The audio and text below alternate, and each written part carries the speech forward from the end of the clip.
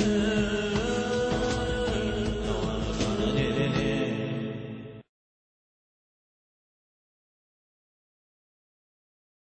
Rajbir Singh. Good morning to everybody.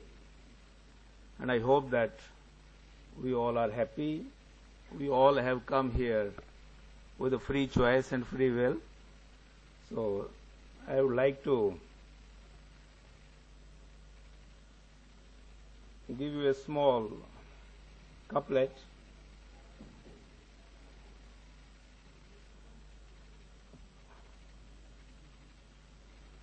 Dinesh इसको कर ले यार, वो कर लेगा जल्दी जल्दी.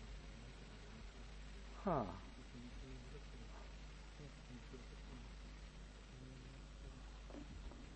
okay, it's okay, fine. वो करता है, इससे करना है. Okay, I think it's what Professor Mukundan was saying. Ultimately, even if it goes in our brain, it is a decided act that what really we want to do, and the positive psychology deals all about that it should be a decided choice of ours, that what should be our behavior, what should be our conduct, and how we are going to have impact on ourselves as well as on others. I hope that some of the basics you might have gone through, because the conference is going on for the 2 days, and majority of the audience might be one of the witness to all this. But yes, this is very important, that what is new to it. I think Professor Nathawat can be a good idea to substantiate what this, because there is another way of studying positive psychology by way of paragons and prodigies. Professor Jitendra Mohan, when presented his address on positive psychology in March at MD University Rohtak, he preferred to follow that model, that if you want to understand positive psychology, it is better to go through those persons who have made positive contributions. And right from, he has taken various examples from all walks of life, including Charles Darwin. He talked about Leonardo da Vinci. He talked about the creator of the Edison and number of other persons. So, what is the positive psychology is? Is it simply what clinical psychology was yesterday and it is positive psychology today? But yes, there is quite parallel to these two things, and it is only a paradigm shift that many of the clinical psychologists have now shifted to this particular paradigm, and instead abandoning negatives and coming to the positives. So this is what the beginning of this movement is. We have here to focus upon three things: the virtues, the strengths, positive experiences, positive individual traits. All these things enable us and communities to flourish. This is what the beginning is.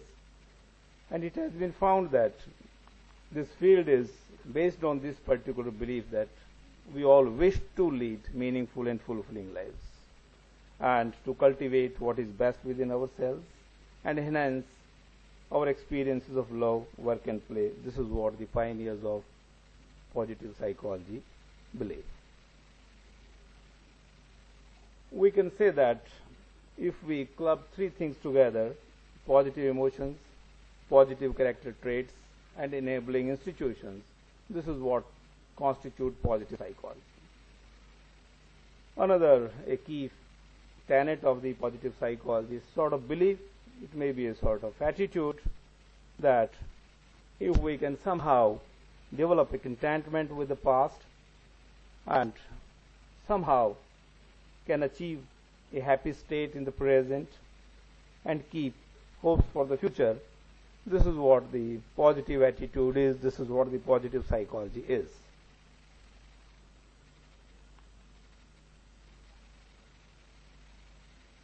All sort of good things have been included in positive psychology. Virtues like capacity for love and work, courage, compassion, resilience, creativity, curiosity, integrity, and wisdom. And also the positive institutions, which actually foster better communities in having such important features like justice, responsibility, civility, work ethics, leadership, teamwork, purpose, and tolerance. So the scope of positive psychology I want to emphasize is not simply the behavior of a person, but it goes much beyond that. Behavior of the groups, behavior of the communities, behavior of the organizations, and all that. So it's a kind of community approach, and more particularly, even if we say that the social approach rather than individual-centric and idiographic approach, positive psychology is more encompassing the groups, the communities, the people at large, and the masses. We can conceive the idea of the whole subject matter of the positive psychology at 3 levels, and I hope we have been through the core definitions of this. Virtues are those what have been valued by all the moral philosophers and religious thinkers, and that too they believe that invariant of time as well as invariant of the cultures, means across the globe since time immemorial, with the civilization, all these things have been considered and valued.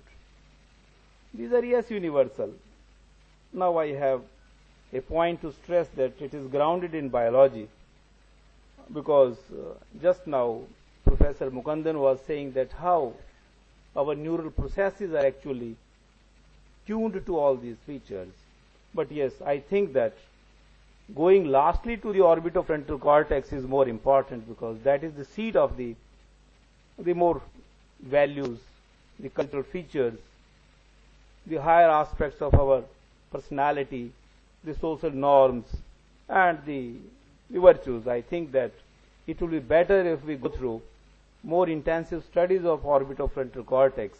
When we are involved in virtuous behavior, we will be able to get better neural substrates instead of going to the purely the emotional level at the subcortical levels or even at cingulate gyrus, because the paradigm believes that it is much higher, and accordingly you have also to go to the much higher at the brain level, and we will be finding the locus of all these things at the cortical level, the neocortical level particularly. So these things have been universal. It attests itself. These are found everywhere because these are grounded in biology. These are evolutionary, and since we are retaining, and therefore these are important, adaptive, and have been selected as fulfilling functions at individual and community level. Yes, but this is very one good assumption of positive psychology. We all are virtuous beings. This is a very good aspect. But in order to express a virtue, underlying virtue, it has to reach to a threshold value so that it can be considered coming through the character strength and would become the part of that particular virtue through which it would be finally expressed. These are some of the high 6 which have been selected, which have been found, that are found everywhere. I would not take much part because this is the core subject matter and must have been discussed in detail. But I would like to emphasize what is put here in parenthesis, that what this Roman number means. Why humanity has been assigned at number 1? Why justice has been assigned at number 1? Because it matters. It is the ubiquitousness of this particular thing or a particular virtue which in fact matters. How it has been actually valued, to what is the extent of its value, to what extent it has been pervasive, with which it has been expressed in a particular society at a particular time, and then the same hypothesis, the cultural and the time invariance hypothesis, I think it needs to be revisited in the Indian context. If we go by time perspective, one of the important dimension of existence, you will definitely agree that the whole sort of Vedic knowledge has emerged. So probably wisdom and knowledge were the core virtues in the Vedic period, and that is why perhaps we could able to collect that much important knowledge. In other times, so in other part of the world, there could be even bravery, which could find, let's go back to this. The courage and the bravery has been listed at the last one, because some of the cultures do not attest to that one, like Buddhistic culture. They do not talk of courage, they do not talk of bravery in that sense, or they do not value to that extent, or their meaning of bravery and courage may be different. However, humanity and justice have been quoted as the most important values because they have been finding important place throughout the history and throughout the globe. And yet we are attaining. But you know that what happens? What happens that the temperaments, we fail to protect ourselves against excesses. And when there is no justice in the society, yes, then there could be another kind of behavior from the community may come. So we in India have been peace-loving. We have been, though, giving more importance to the justice, but we were also not giving that importance to the courage and bravery. So this is how I am saying that we should even visit in order to see the ubiquitousness even to the smaller parts of the community, smaller parts of the culture, in order to see that whether that particular virtue exists to that extent, to that importance, or not. This is how the correct stance have been assigned to various virtues.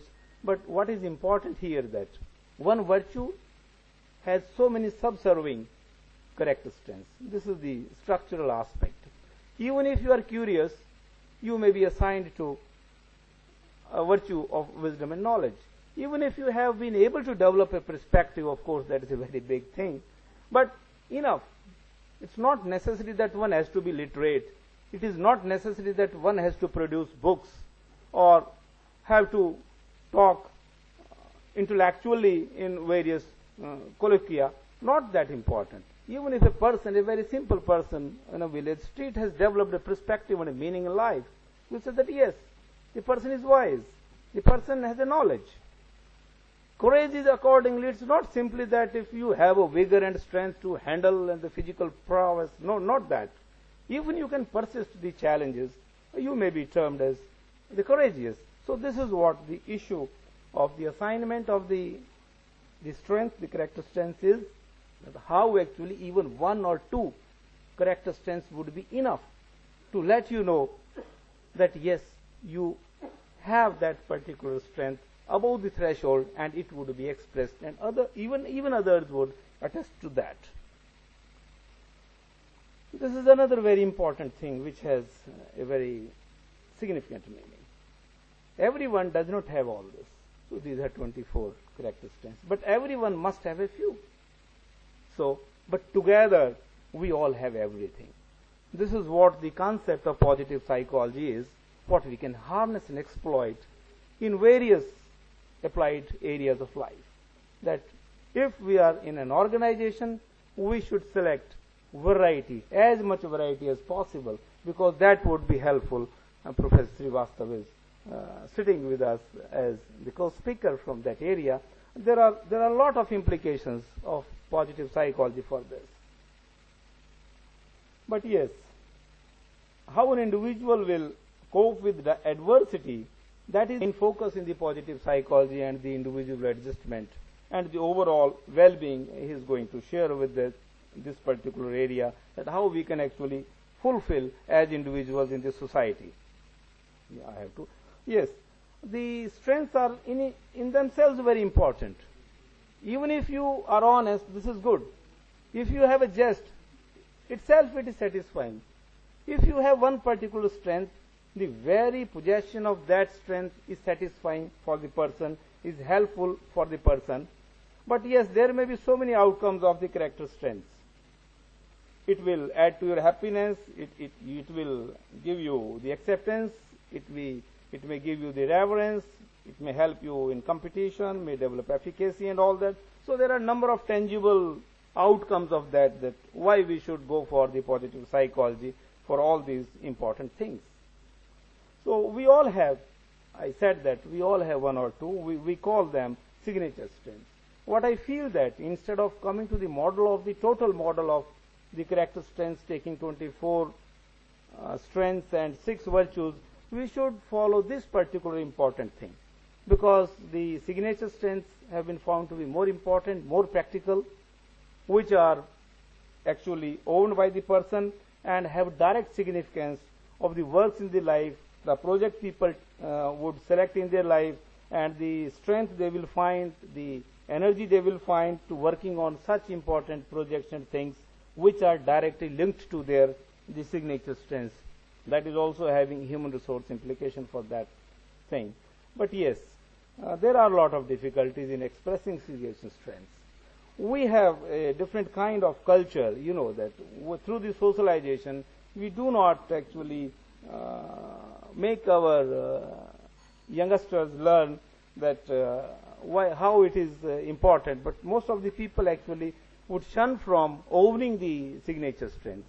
So what we think that we should help others that how to own the signature strengths and how to express, and the kind of the practice we can do that somehow through the programs we can help others, we can help people to realize their own signature strengths through the approval, and then utilize those signature strengths and the individuals in such projects where they can find meaning, where they will be more successful and all that. So there are so many things, but I think the time pressing is making me to close here only. Let me talk so many things. Coming to the finally, resilience is the main thing I want to emphasize, that our study should focus on resilience because that is directly relevant to these things. We have done some of the studies on the resilience and found in the patient groups in the health psychology area. I think the journal which has just issued and published by the Amity has also found some mention in that we have communicated earlier.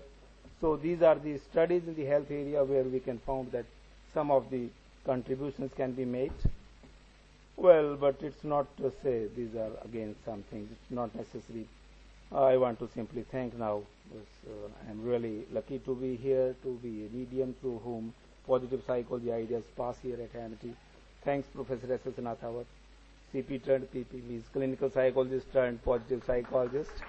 And you know that the Amity is the best place to have positive psychology discussion, because the very term is positive, and it bringing togetherness, caring, sharing, friendship, all that. So this is very important.